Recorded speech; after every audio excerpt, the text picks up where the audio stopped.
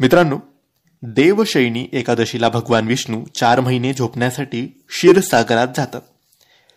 या दिवशी विधीनुसार श्रीहरींची पूजा करून त्यांना झोपवले जाते. यावेळी देवशयनी एकादशीला अतिशय शुभ योग तयार होतो. मित्रांनो, देवशयनी एकादशी, आषाढी एकादशी, यावर्षी ही एकादशी खूप महत्वाची असणार आहे. यावर्षी ही एकादशी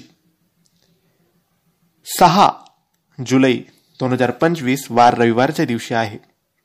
या एकादशीला काय करावे, काय नाही करावे आणि कोणत्या गोष्टी केल्याने आपल्या घरातल्या, आपल्या जीवनातल्या अडचणींचा नायनाट होतो, त्या अडचणी दूर होतात, हेच आपण आजच्या या व्हिडिओमध्ये जाणून घेणार आहोत. मित्रांनो, देवशयनी आषाढी एकादशीला तुळशीचा उपाय करणं अत्यंत महत्त्वाचं मानलं जातं. देवशयनी आषाढी एकादशीला स्नान करून तुळशीला जल अर्पण करावे, तुळशीच्या मुळाला कच्चे दूध अर्पण करा आणि संध्याकाळी तिथे तुपाचा दिवा लावा. संध्याकाळी तुळशी मातेची आरती करा. हा उपाय केल्याने धनाची देवी लक्ष्मी माता आपल्यावर प्रसन्न होते.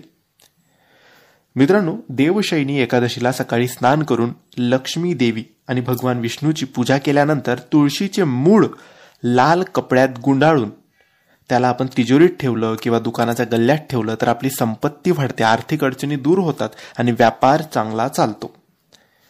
मित्रांनो, देवशयनी आषाढी एकादशीच्या दिवशी पूजा करताना भगवान विष्णूच्या फोटोजवळ 1 रुपयाचे नाणं ठेवावं. दिवसभर ते नाणे तिथेच राहू द्या. दुसऱ्या दिवशी सकाळी हे नाणे उचला आणि लाल कपड्यात बांधून तुमच्या पैशाच्या ठिकाणी, तिजोरी, गल्ला, जिथे तुम्ही पैसा, महत्वाचे कागदपत्र, दागदागिने ठेवतात तिथे हे ठेवायचे आहे. हा उपाय केल्याने लक्ष्मी तुमच्यावर प्रसन्न होते आणि तुमच्या घरात कधीही धनधान्याची कमतरता भासत नाही. मित्रांनो, देवशयनी एकादशीला लक्ष्मीला प्रसन्न करण्यासाठी धान्य दान करावं. नोकरीत यश मिळवण्यासाठी गुड आणि हरभरा दान करावं. याशिवाय गरजूंना कपडे दान करा, ब्राह्मणाला पिवळे वस्त्र दान करा. हे शुभ मानलं जातं. देवशयनी आषाढी एकादशीला भगवान विष्णूला तुळशीच्या पानांची माळ अर्पण करा. त्यानंतर दुसऱ्या दिवशी सकाळी मुख्य दरवाजावर ही माळ लटकवून ठेवायची.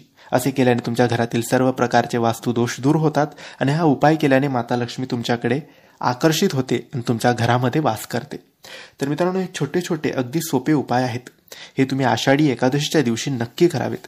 याने तुमच्या घराला नक्की लाभ होतो. तर मित्रांनो, तुम्हाला माहिती आवडली असेल तर लाईक आणि शेअर करा. काही प्रश्न असतील तर कमेंटद्वारे विचारा आणि आमच्या चॅनलला सबस्क्राईब करायला विसरू नका. धन्यवाद. श्री स्वामी समर्थ.